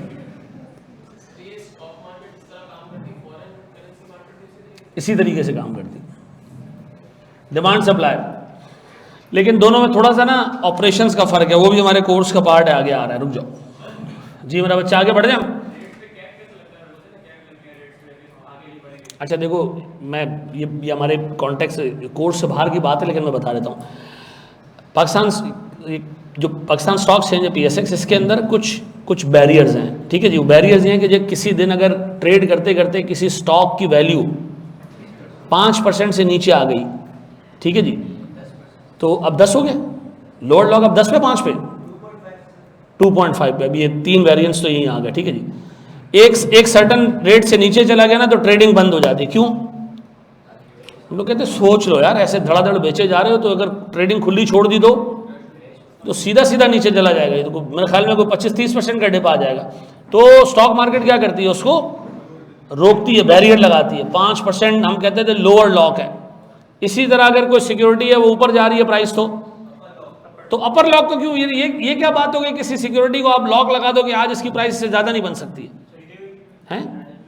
क्यों एक बढ़ते हुए स्टॉक को क्यों रोक रहे हो? मैं आपको बताता हूं सर, सुनिएगा दोस्त, गौर तो सुनना। ये हमारे कोर्स से बाहर की बात है, लेकिन मैं आपको दे देता हूं इस पर 5 मिनट सर। ये हमारा ब्रोकरेज हाउस है, इसका नाम है जी, नहीं इसका बड़ा अच्छा नाम रखते हैं, इसका हम नाम रखते हैं जी अल्लाह दिता, अल्लाह ने दिया है, ठीक है जी। अल्लाह दित्ता ट्रेडर्स, ठीक है जी, या अल्लाह दित्ता जो है वो ब्रोकरेज हाउस, ठीक है जी, और ये है पूरी स्टॉक मार्केट। अल्लाह दित्ता जैसे ब्रोकरेज, इस ब्रोकरेज हाउसेस में बहुत सारे हैं ऐसा। यहाँ लगी हुई एक स्क्रीन, इसको कहते हैं हम कैट्स। क्या कहते हैं? ये क्या जी? कराची ऑटोमेटेड ट्रेडिंग सिस्टम, ठीक है जी, ये कैट्स है। कैट्स पे क्या आती है जी? चीज़ों की प्राइस, शेयर्स की प्राइस, ऐसा। यहाँ एक बंदा है इस हाउस में, ये शेयर बेचना चाहता है, ये क्या करेगा? ये कैट्स पे अपनी प्राइस डालेगा कि मैं इस रेट में बेचना चाह रहा हूँ। जो कैट्स का सिस्टम है वो पहले क्या करेगा? इसी हाउस के अंदर ढूंढेगा कि कोई ख़रीदने वाला है या नहीं है। अगर नहीं मिलेगा तो फिर वो जनरल मार्केट में आगे इसको बायर देगा, ऐसा। तो इस ब्रोकरेज हाउस में हम 4 लोग बैठे हुए हैं। हमने देखा हैदर कंस्ट्रक्शंस एक शेयर है, ये शेयर करंटली बिक रहा है कितने का? 2 रुपये का। इस बंदे ने खरीद लिया ये, इसी जगह पे इससे प्राइस लगाई, मैं 2 रुपये 10 पैसे में बेचना चाहता हूँ। क्या होगा? ट्रेडिंग सिस्टम क्या करेगा? अंदर ये बंदा खड़ा हुआ, इसने कहा मैं खरीदना चाहता हूँ। कितने में खरीदा इसने? फिर इसने कहा मैं 2.20 में बेचना चाहता हूँ, इसने खरीद लिया। फिर इसने कहा मैं 2.30 में बेचना चाहता हूँ, इसने खरीद लिया। फिर पहले वाला पिक्चर में इसने कहा मैं 3 रुपये का खरीदना चाहता हूँ। फिर क्या हुआ? दूसरे वाला सीन में मुझे 3 रुपये 25 पैसे का चाहिए। तीसरे वाला पिक्चर में मुझे 4 रुपये का चाहिए। करते करते 2 रुपये वाले शेयर की प्राइस आसमानों पे जा रही है। अब ये बंदा बाहर बैठा हुआ है, देख रहा है, चल जा रहा है भाई, 2 रुपये वाला शेयर 4 रुपये में चला गया। ये आया भाई इसी ब्रोकरेज हाउस में, चाचा मुझे भी बेचें ज़रा 5 लाख शेयर्स। अब इसके पास शेयर पड़े थे 4 रुपये में, इसने 5 लाख शेयर इसको चिपकाए और ये चारों मार्केट से निकल गए। इन्होंने खरीदा कितने में था शेयर? 2 रुपये में, और एक दूसरे को बेच बाच के और इसको चिपका के निकल गया। इसको कहते हैं वॉश ट्रेड। अब मुझे एक बात बताएं, अगर इस पर लिमिट होती कि एक सर्टन लेवल से ऊपर रोज नहीं जाएगा ये प्राइस, तो क्या होता? रोज बढ़ रहा है, रोज बढ़ रहा है, रोज बढ़ रहा है, एससीसीपी घुसता ना इसके अंदर, तो मार्केट को देख रहे होते हैं क्या हो गया भाई, ऐसा क्या है शेयर में? हैदर कंस्ट्रक्शन बंद कंपनी है, ताला भी जंग खा के टूट गया, ये कौन है, कौन लोग हैं ये? तो वो घुसते ढूंढते क्या करते, फिर पब्लिक को नुकसान होने से बचा लेते। लेकिन मैं आपको बताऊं, ऐसे ऐसे हरामखोर आइडिया आते हैं ना लोगों के पास, आपकी सोच है, ठीक है जी। ये भाई हमने अपने कोर्स से अलग पढ़ा है, ठीक है। आगे बढ़ते हैं। अब बताएं जी, फॉरवर्ड का फायदा, बस सर्टेनिटी, ना नफा ना नुकसान। आए जरा एक सवाल करते हैं।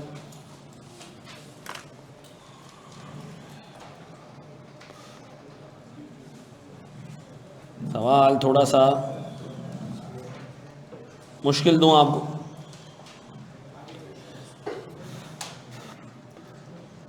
यार एक बात बताओ, गौर से सुनना मेरे बच्चों, ये सवाल अगर आपने कर लिया, ये आपके लेवल का क्वेश्चन, इससे ऊपर आपका एग्जाम अभी तक नहीं गया, ठीक है।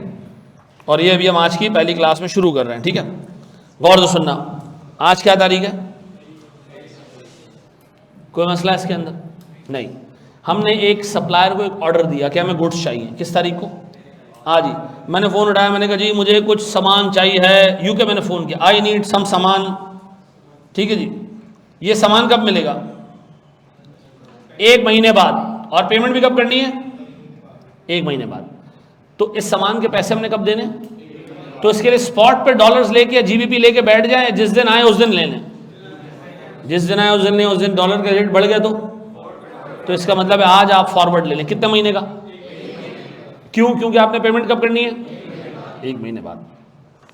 फिर हमें पता है ये कि जब ये आएगा तो हम इसको 1 महीना क्या करेंगे? शेल्फ में रखेंगे, और फिर हम इसको क्या करेंगे?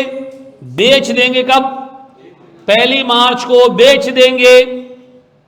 और फिर हमें पैसे कब मिलेंगे?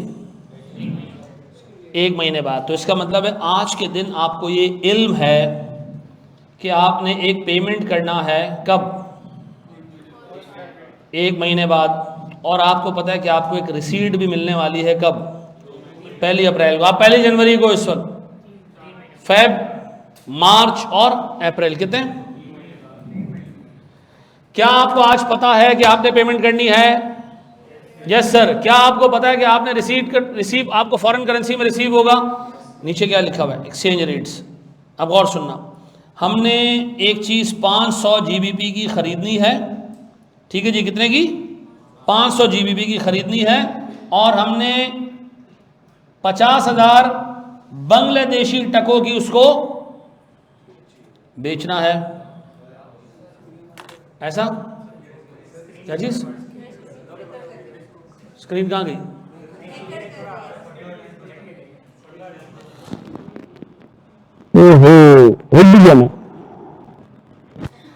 अच्छा यार, उसको ज़रा बुलाओ, ये नरेश को। नरेश है, क्या नाम है उस बच्चे का? धर्मेश दिनेश, सॉरी।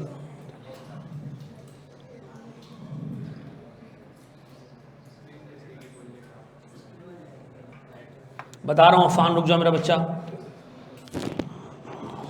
हाँ जी, आपने रिसीव कितना करना है? सॉरी, पे कितना करना है? 500 GBP। रिसीव कितना करना है? 50 को 5,000 कर दो, बहुत ज्यादा हो जाएगा टके। 5,000 बांग्लादेशी टका, ये आपने क्या करना है? रिसीव करना है। ऐसा मुझे बता, पेमेंट कब करनी है? और रिसीट्स? अच्छा मुझे एक बात बताओ, गौर से सुनना, एक बंदे के जहन में एक अगर चीज़ आ रही है ना, तो वो बहुत लॉजिकल बंदा है। मुझे पता है आपने चीज़ खरीद ली है, ऑर्डर कर दिया ना, ऑलमोस्ट खरीद ली है, टेक्निकली कमिट कर दिया हमने, चीज़ आपने बेच दी है। नहीं सर, चीज़ आएगी फिर पड़ी रहेगी, फिर मैं बेचूंगा, ऐसा? तो मुझे फॉरवर्ड कवर कब लेना चाहिए? जब आके मैं बेच दूं, ऐसा है? प्रैक्टिकली लोग ऐसे ही करते हैं, लेकिन आपके एग्ज़ाम में चाहे MFA का पेपर हो, चाहे BFD का पेपर हो, याद रखिएगा, अगर आपको ट्रांजैक्शन का इल्म आज से है कि आपने करना क्या है फ्यूचर में, तो आप उसके लिए आज के दिन से ही क्या कर सकते हो? फॉरवर्ड कवर ले सकते हो। मुझे बताओ, मैं अगर डेट्स में आपको लेके जाऊं, मैं अगर आपको डेट्स में लेके जाऊं प्यारे बच्चों, तो आज 1 जनवरी को क्या हुआ है? 1 जनवरी को क्या हुआ आज? मसला क्या आ गया?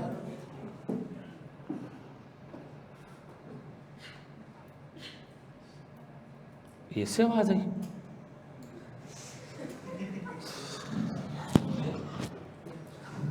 नहीं, मुझे भी समझ नहीं आया।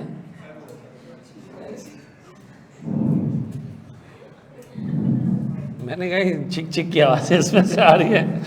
अच्छा चलो खैर है, कोई मसला नहीं, हो गया सही, ठीक है। बोर्ड में देखना, 1 जनवरी को आज हमने क्या किया? एक ऑर्डर प्लेस किया। गुड्स कब मिलेंगी? पहली फेब को। यहां गुड्स भी आएंगी और पेमेंट भी करना है, तो यहां मैं पेमेंट ले लूं, और मुझे बता फिर 1 महीना शेल्फ में पड़ी रहेगी। 1 मार्च को हम क्या करेंगे? इसको बेच देंगे, और फिर क्या होगा? 1 अप्रैल को। अब मुझे बताओ यार, रिसीट्स आएंगी। मुझे बताओ मेरे पास पेमेंट किस करेंसी में है? मैं कहाँ हूँ आज? मैं 1 जनवरी पे खड़ा हूँ। पेमेंट रिसीट्स कब है? 3 महीने बाद। किस में? बांग्लादेशी टकों में। अब बताओ जी, GBP के लिए कितने महीने का फॉरवर्ड लेना है? 1 महीने के फॉरवर्ड में रेट्स दिए हुए, और बांग्लादेशी टकों के लिए कितने महीने का फॉरवर्ड लेना है? 3 महीने का, उसके रेट्स भी दिए हुए। मुझे बताओ मैंने कितने रुपए का फ़ायदा कमाया इस ट्रांजैक्शन पे? फ़ायदा है नुकसान?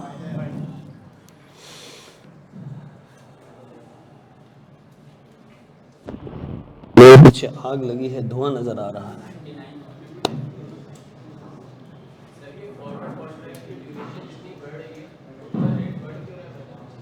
उतने देर से देगा ना भाई पैसे, उतने देर से और डॉलर महंगा होता जाएगा।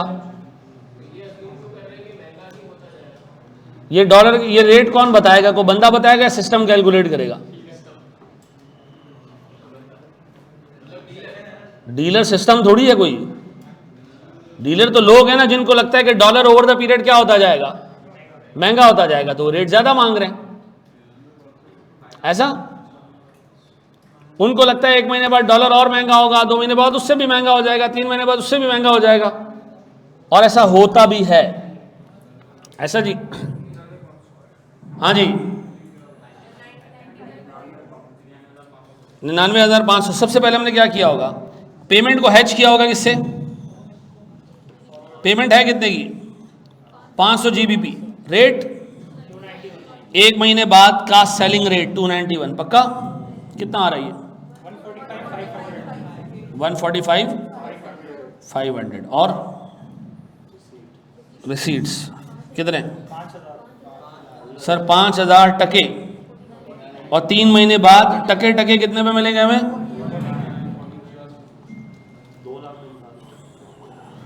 45, कितना बेटा 49, ओके ओके ओके। तो सर 99,000। अब मेरा एक सवाल है सर, ये पैसे आपको कब मिलेंगे, नहीं आपको ये वाली पेमेंट कब करनी है पता, 1 महीने बाद, ये पेमेंट आपको 1 महीने बाद करनी है, और ये रिसीट आपको, लेकिन आपको आज से पता है कि मुझे इस पूरी ट्रांजैक्शन पे 99,500 रुपए का फायदा होगा, ये आपको पता है आज के दिन से कि आपको नुकसान नहीं होगा, ऐसा है। ये बात समझ आती है मेरे बच्चों, बड़े एक से आगे। एक सवाल और दूं, मेरा टैक्स और ग्रुप बी के पेपर्स रह गए हैं, तो मुझे टैक्स कंपनी लॉ के साथ MFA के पेपर आउट करना चाहिए या FAR2? आपको कंपनी लॉ नहीं देना चाहिए। इसकी वजह ये है कि कंपनी लॉ 100 नंबर का क्यों दे रहे हो, जबकि अगले टाइम में आपको 50 नंबर का कंपनी लॉ मिलेगा, हैं यार खुदा के बंदों, ये तुम लोगों को किसने कह दिया कि कोर्स वही होगा। सिग्निफिकेंट कमी है कोर्स में। आपको पता है जब ये पेपर क्या वो बैलेंस हो रहा था ना कि मर्केंटाइल लॉ यानी बिजनेस लॉ और कंपनी लॉ, तो प्रपोजल ये था कि 70 नंबर का बिजनेस लॉ होना चाहिए, 30 नंबर का कंपनी लॉ होना चाहिए। बाद में खींचतान के उन्होंने उसको 50-50 किया। तो जो कंपनी लॉ दे रहा है और कुछ नहीं है देने के लिए तो दे दे, लेकिन उसको अगली अटेम्प्ट देनी है तो ना दो, और कोई सब्जेक्ट दे दो। ग्रुप ए पहले पास कर लेना। रुको भाई, रुको बाजी, रुक जाओ, ये क्लियर कर लो भाई। ग्रुप ए के पेपर सबसे पहले पास करने, उसको मत छोड़ना। ग्रुप ए का किसी का बाकी है, पहले पास करो बेटा, पहले पास करो ग्रुप ए। जो डेटा वाला पेपर है उसमें मैं दिन रात काम कर रहा हूं, मैं आपको बता रहा हूं आप के लिए थोड़ा सा मुश्किल होगा, ठीक है जी, क्योंकि उसको सिर्फ पढ़ना नहीं है, उसको कंप्यूटर से लिंक भी करना है, ठीक है। हाँ मैं बताऊं, उसमें डाटा एनालिटिक्स है, उसमें बहुत सारी चीज़ें जो यहाँ बतानी पड़ेंगी, ठीक है जी। नहीं CBE नहीं है, लेकिन आप ये नहीं बोल सकते कि कंप्यूटर से एक ऐसी चीज़ निकलेगी और दूसरी जगह जाएगी, वहाँ दिखाना पड़ेगा बच्चे को। तो प्यारे भाई आप इसको ज़रा तरीके से कवर कर लो, ठीक है, मतलब आप अवॉइड करो डाटा के पेपर को, जान छोड़ाओ, ग्रुप ए दे दो पहले। जिनका CMA हो गया है उनको नहीं देना भाई, खुदा के वास्ते। ग्रुप ए पास होगा ना तो डाटा का पेपर नहीं देना यार। तुम लोगों को यकीन करो कितनी दफ़ा एक चीज़ आई कि आप पहले बोल बोल के मर गए। अभी पूछ रहा है वो कैफ 3 है तो ये भी कैफ 3 है, तो कैंसिल हो जाएगा कॉस्टिंग पड़ के, नहीं होगा भाई। आगे बढ़ो दोस्त, आओ मेरे प्यारे बच्चों, आपको मैं एक सवाल दे रहा हूं जो आपको नानी याद दिला देगा, या हल्का वाला सवाल दूं पहले, हैं हल्का सवाल ले लो पहले।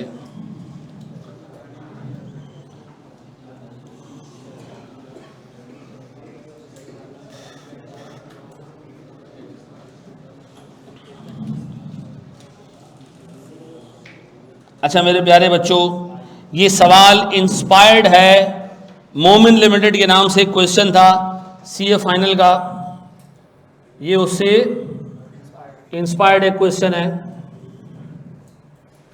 सर मैं MFA फर्स्ट टाइम पढ़ रहा हूँ, कोई एडवाइस दे, पढ़ लो। अब्दुल रहमान हैं, तुम्हारे लिए अलग एडवाइस है, वो क्लास के बाद बैठते हैं, ठीक है जी। बोर्ड में देखना प्यारे भाई, ये कह रहे ABC limited company that imports gadgets from UK from the United Kingdom, ठीक है, and supplies them to Bangladesh, ठीक है जी, has a specific order work flow, क्या मतलब एक तरीके से काम करता है, ठीक है जी, क्या काम करता है जी, process involves receiving goods 1 month after placing the order, आपने एक सामान के लिए ऑर्डर दिया, 1 महीने बाद सामान रिसीव होगा, with the gadgets being delivered immediately to Bangladeshi agent, जैसे ही सामान आएगा हम शेल्फ वेल्फ में नहीं डालेंगे, वही बंगाली को पकड़ा देंगे, ऐसा सामान आएगा किससे, यूके से, सामान के लिए ऑर्डर कब देना पड़ेगा, 1 जनवरी को, सामान रिसीव कब होगा, 1 फरवरी को, और बंगाली आपके साथ ही खड़ा होगा, जैसे ही आपके पास आएगा वहीं लेके चला जाएगा। फिर गौर से सुनना, ये कह रहे ABC limited follows a payment schedule where payments to the UK supplier are made 1 month after receiving the goods, तो अगर 1 जनवरी को ऑर्डर दे रहे हो, 1 फेब को गुड्स ले रहे हो, तो पेमेंट उससे भी 1 महीने आगे। फिर however the company collects receivable from Bengali 2 months after the goods have been delivered. अब आपने पैसे कब लेने, अब बताओ सर, यहाँ पर एक पूरा, अच्छा सुनो सुनो सुनो मेरा प्यारा भाई, यहाँ देखिए, उसने कहा जनाब एबीसी लिमिटेड ने 1 मार्च को ऑर्डर प्लेस किया है, हम 1 मार्च को खड़े हैं, हम 1 मार्च को खड़े हैं, तो बताओ 1 मार्च को अगर हम आज ऑर्डर दें, ऑर्डर गुड्स रिसीव कब होंगी, 1 अप्रैल को गुड्स रिसीट, ऐसा गुड्स रिसीव्ड, फिर गुड रिसीव भी और डिलीवर्ड भी, बंगाली साथ ही खड़ा था।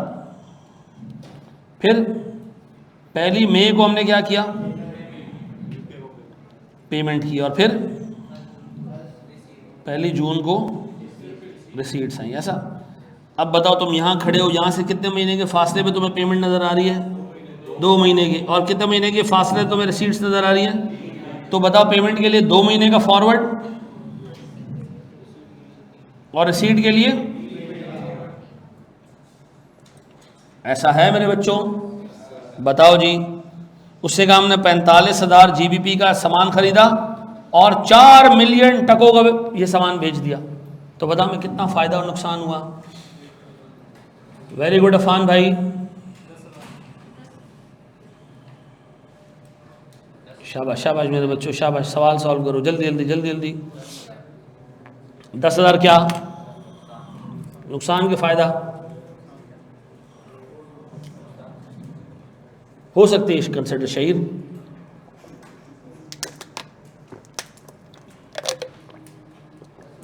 नहीं ये अलग चैप्टर है, इसके साथ साथ चलाते रहो उसको।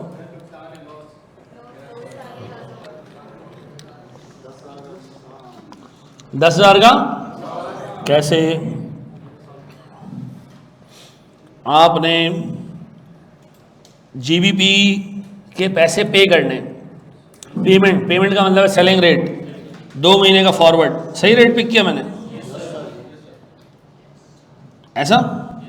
फिर 3 महीने बाद टके आएंगे, तो टके हम बेचने जाएंगे, पक्का। तो बताओ अब हम ऐसे कर सकते हैं कि 50,000 45,000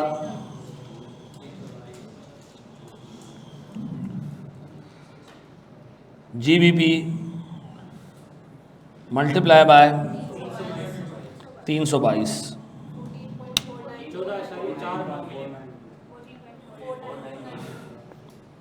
उर्दू में लिखें सर, ये पेमेंट है। फिर रिसीपिट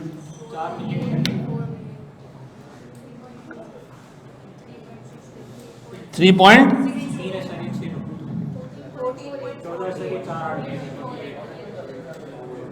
इतना काम करने के बाद भी 10,000 का नुकसान, ऐसा है। Eman Mubeen is requesting the control of your computer. Eman Mubeen, why do you want the control of my computer? मैं आपको कंट्रोल दूं? अच्छा जी चलो, तुम लोग के पास आता है इस तरह लिखा हुआ नहीं है? क्या रिपीटर को पिछले बैच के लेक्चर्स ले लेने चाहिए? जो 2 टॉपिक कवर हो गए हैं वो आप ले लो, लेकिन ये वाली चीज़ जो है वो साथ साथ हमारे चलाओ। सुकू खुश रहो यार, बस 41 पे रुका है। मैं प्रैक्टिस बहुत की थी, बेसिक काफ़ी स्ट्रॉन्ग है, दोबारा से सारी देखो। मैं फिर रिपीट कर दूँ, यही जो आपके जहन में एक बैठा हुआ ना कि मेरी बेसिक स्ट्रॉन्ग है, ये चीज़ आपको जहन से निकालनी पड़ेगी। आपको दोबारा मजदूर बन के एक एक सवाल दोबारा सॉल्व करना है, पूरे के पूरे सवाल आपने सॉल्व करने हैं, क्योंकि इस दफ़ा जो तुम पेपर देने जाओगे, इस दफ़ा भी तुम्हें 50 नंबर लेने हैं। ये पिछले और इस दफ़ा का डिफरेंस नहीं लेना आपने कि 41 पहले ले लेते, इस दफ़ा 9 के लिए जा रहे हो, नहीं, पूरे 50 लेने हैं। तो सवाल सारे करके जाने हैं आप, चाहे आपको अच्छा लगे चाहे बुरा लगे, ठीक है जी। काश ऐसा होता, ऐसा भी होना चाहिए था ना, एक में अगर 50 से ज़्यादा आ गए तो दूसरे पेपर में डाल दें, हैं हैं? इंडिया में एग्रीगेट इसलिए देखते हैं कि सारे एक साथ फेल ना कर दें। वो कहते हैं 60% एक पेपर में लो और 45% एग्रीगेट होने चाहिए।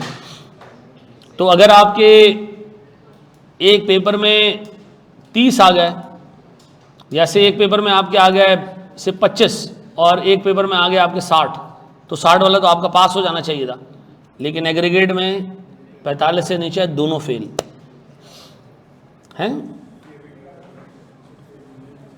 आगे बढ़े, हम आगे बढ़ जाएं मेरे प्यारे बच्चों। अच्छा, मैं आपको एक सवाल दे रहा हूँ, ये सवाल आपका होमवर्क भी है, जो मैंने अभी आपको कहा था, जिस पे आपने कहा था कि मैं अम्मी की कसम खा रहा हूँ कि होमवर्क सॉल्व किया करूँगा। हाँ इंशाल्लाह। क्या कह रहे हो?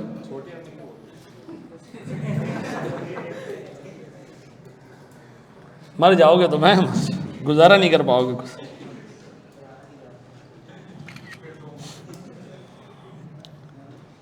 यार तला भाई, आपकी ज़िंदगी में ऐसा क्या है, हैं?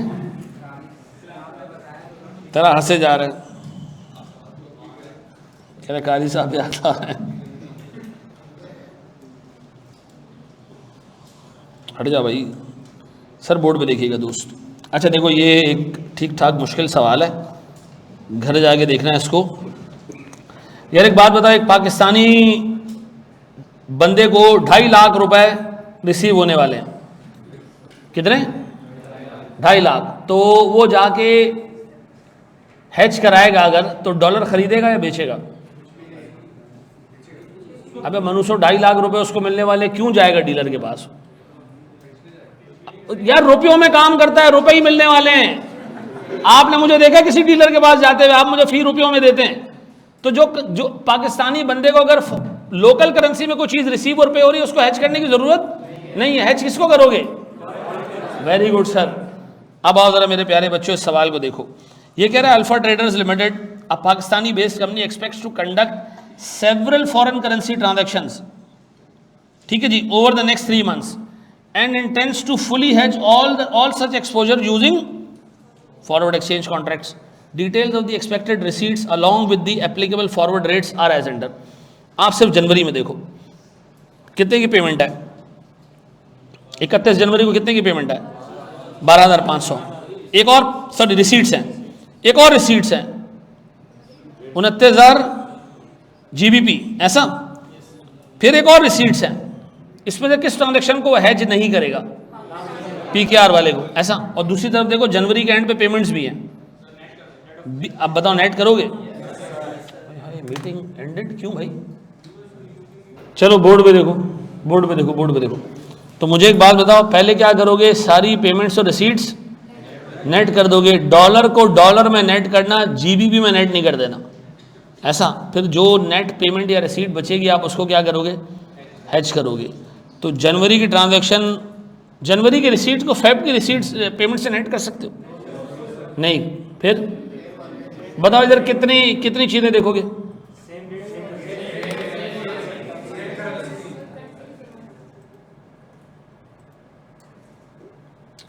रुक जा रुक जा रुक जा रुक जा रुक जा बेटा रुक जा।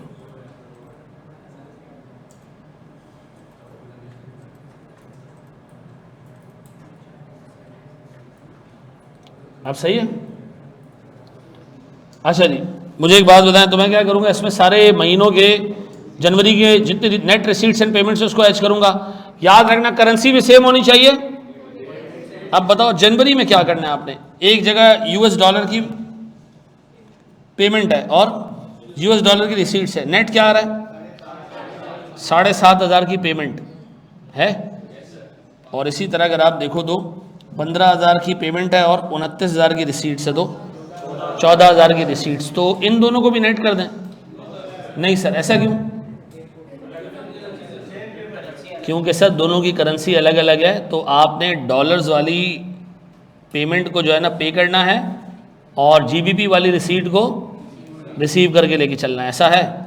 तीसरी चीज़ क्या आ रही है इसमें? इसका कुछ करोगे पीकेआर का? नहीं। इसी तरह फेब में देखो 21,000 की रिसीट्स है, 26,000 की पेमेंट है, क्या करोगे? दोनों को नेट कर सकता हूँ, क्यों? डेट भी सेम है, करेंसी भी सेम है। नीचे वाले में देखो 13,600 की रिसीट्स है, 8,500 की पेमेंट है। ये रिसीट ये नेट हो सकता है? नेट हो सकता है 13,600, ये दोनों यूएस डॉलर्स हैं, हाँ हो सकता है। ये नेट हो सकता है 42,800 जीबीपी और 15,800 जीबीपी। हाँ सर, क्यों? रेट भी सेम है और डेट भी सेम है, ऐसा है। सॉरी, करेंसी भी सेम है और डेट भी सेम है। ये सवाल सीए फाइनल में आता है 6 नंबर, 6.5 नंबर। ये कर लोगे घर पे पक्का? हैं? आज 1 जनवरी।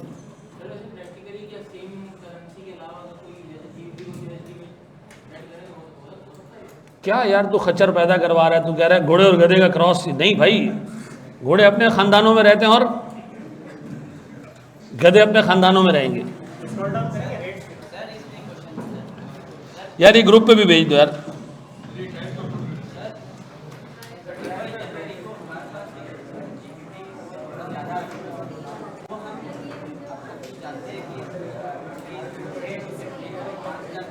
मैं अपना पैसा फंसाऊंगा नहीं।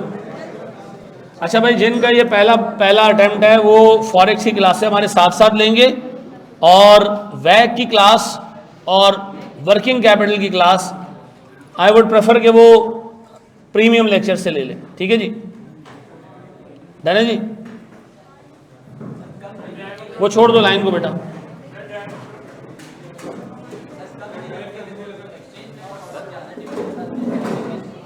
लास्ट टाइम में आपने एक नोट प्रोवाइड किया था, आखिर में चोरी गए।